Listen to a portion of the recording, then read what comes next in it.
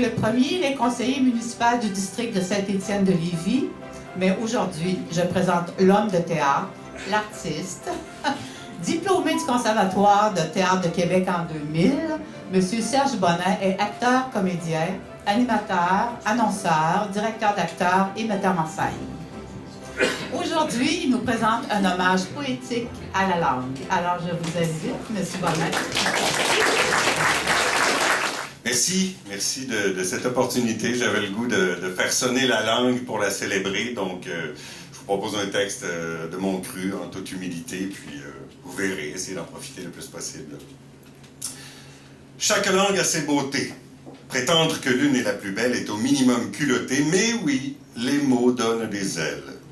Toute langue a ses avantages et son revers de la médaille. Les coins du monde ont leur visage, vitalité et la bataille. Celle d'origine est venue tôt. Elle avait le verbe hâtif. Elle n'avait pas peur des récifs. Elle a bercé notre landau. Un coup de cœur instantané. Les premiers mots du nouveau-né. Les petites perles de l'enfance qui goûtent de la vie, la danse.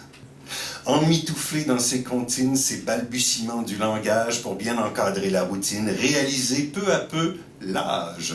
Les premiers pas se cristallisent dans le vocabulaire naissant et les phrases gagnent en emprise dans l'exploration de l'enfant. Et quand le corps adolescent pousse la langue en puberté, elle prend soudain des libertés qui saisissent parfois les parents.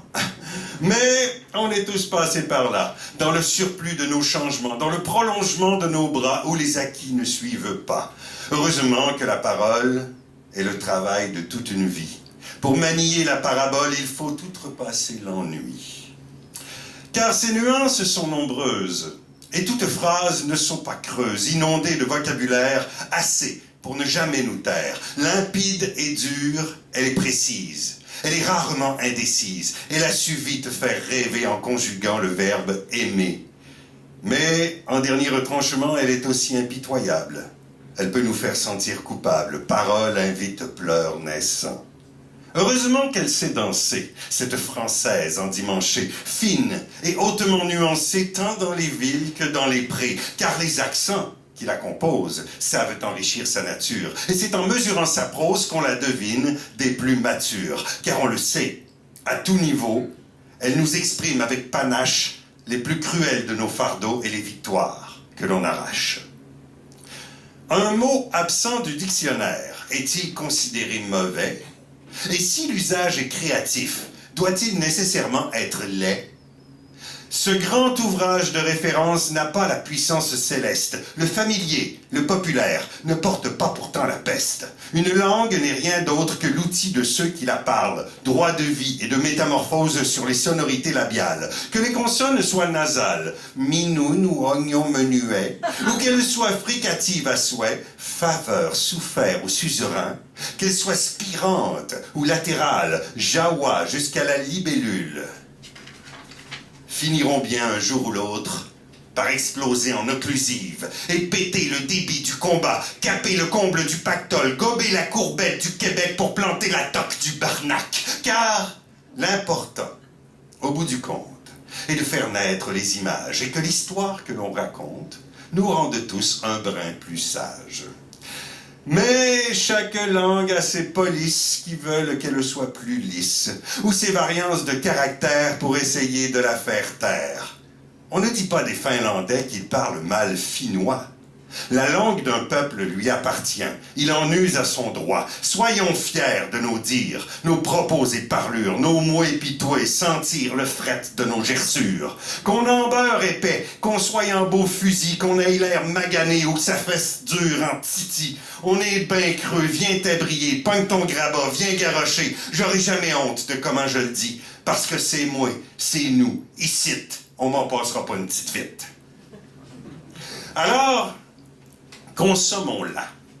Abusons de son amplitude. Ne tombons pas en servitude et assumons bien nos combats. A-t-on vu les Américains ne pas aimer leurs artisans? Ou les Danois ou les Roumains ne pas s'éclater dans leurs champs? Bien sûr, le monde est accessible et l'ouverture est obligée, mais n'oublie pas de visiter tes tiens, tes créateurs sensibles. Vois-les tester, Essais, erreurs, laisse arriver le temps des fleurs. Il y aura toujours dans un jardin autant de roses que de plantains. Il faut savoir être curieux et que le charme puisse opérer. Il faut du temps en R&D avant le verbe somptueux. Si tu crois les arts inutiles, fais le pari de temps privé. Éteins radio et la télé, mets donc ton sel hors de portée, l'artifice hors du domicile. Je te donne très peu de temps pour sentir la fadeur du vent et du silence envahissant qui ronge l'âme par en dedans. La poésie a ses secrets que seule la langue d'origine réduit à la taille la plus fine, extrait la sève de la forêt. Mais, au final, je ne suis pas mieux. Suis-je là pour faire la morale? Ce qui m'importe, c'est le vœu de savourer cet arsenal, en faire un vaisseau amiral. La plus belle chose qu'on cultive, c'est le savoir, et toute joie n'est pas furtive sans le vouloir. Ta langue te dit qui tu es. Elle permet de progresser. Elle sait te faire réfléchir, rire et pleurer. Si elle te donne accès à l'autre sans que tu tombes dans l'apôtre, c'est parce qu'en plus de contacter, elle fait rêver. Ne changeons pas de langue comme on change de chemise. Plongeons dans la conquise avec Miron, Madame la Marquise, avec les mots doueux de nos endurances, avec ceux de nos dépossessions et de nos errances, ceux de nos rébellions et de notre espoir. Vous voulez les pays qui les comptent, les plus grands nombres de Franco? Si je commence par le Congo, on est encore bien loin du compte. La France est avec l'Algérie, Maroc, Belgique et Tunisie, Cameroun et Côte d'Ivoire, la Suisse aussi, un grand terroir. Et bien sûr, il y a chez nous, pépinière minoritaire de l'Amérique, encore bien fière de nos répliques de Gaspé à Chibougamau. Si la mondiale francophonie de l'OIF en 67 comptait lors 21 pays, c'est 88 aujourd'hui. Et grandes villes très francophiles à plus de 75%, Paris, Douala, Libreville, Kinshasa, Bruxelles, Abidjan, et puis Genève, et puis Dakar, et Montréal, on souhaite encore. Si certains pensent qu'elle décline, il faut nommer qui s'en soucie. Elle porte profonde racine. À son décompte, elle est en vie. On dit millions de locuteurs, 320 fois pour les précis, 320 millions de parleurs. La cour est pleine, on s'en réjouit. 235 de ces millions la font sonner au quotidien. On y entend valser les sons autour de ses poignées de main.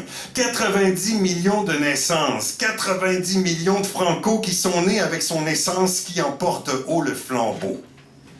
Et on prévoit, 2050, 700 millions de langue à langue, une progression marquante d'un grand bateau qu'on croit qui tangue. Elle passerait de 3% d'utilisation dans le monde au très haut taux de 8% si elle poursuit lutte féconde. C'est la 5e langue au monde. Parler sur tous les continents, sa progression est furieuse. Grévis serait fier devant s'il demeurait mère porteuse. Bien préserver le français ne dépend que de nos intérêts. Une langue ne se répand que du désir concomitant de bien caresser son image en volonté et sans embâge. Publications scientifiques, tous les usages informatiques, pour en devenir les gardiens, nos universités doivent y mettre la main. Au nom de toutes les cultures, pour faire profiter les pensées, que les différences puissent exister, le devoir de la race humaine, c'est vendre les littératures, qu'elles soient Molière ou Verlaine. Que les mots qui n'existent pas puissent exister chez nos voisins. Que le dérivé latin ne craigne jamais le trépas. Et j'ai même envie de dire, peu importe ce que ça coûte, prière de ne pas interdire de l'émancipation la route. Quand une langue se meurt, c'est bien le monde entier qui pleure. Ou du moins qui le devrait, parce que c'est un vrai regret. Même si ce n'est qu'une variante, envahie par l'hégémonie, un accent doux, vocable tendre, il faut vraiment qu'elle reste en vie. Si malgré toutes les lois, on mesure encore des reculs, faut-il renforcer les parois pour enfin contrer la bascule? Ça pourrait pas être ça, ma langue? Une question de reconnaissance? Un yogourt glacé à la mangue? Une relation de fusion dense? Un grand pont de rassemblement, un ramassis de belles valeurs, le désir qu'on aura à cette heure, un élixir-trotteur puissant, un plat préféré de mon menu, un diamant dans l'éperdu, un chant pour endormir le soir, le baiser d'un enfant le matin, goutte de rosée dans ta main, le soleil qui bascule vers le noir, le battement de mon mot qui remonte à mes tempes, ma vie, mon articulation d'idées, douces pensées improvisées, le souffle chaud d'un œuf qui craque, d'un jour qui naît, le crépitement d'un bœuf qui cuit, une aurore boréale sans bruit, mes pieds qui alternent devant moi mon journal, mon MP3, mon électronique agenda, mon argent, mon sexe, mon texte, mon sang. Esthétique, pratique, dynamique, mélodieuse, rigoureuse, précieuse, séduisante, convaincante, puissante. Plus redoutable qu'une fronde, je ne la changerai pour rien au monde, une arme d'instruction massive. Merci.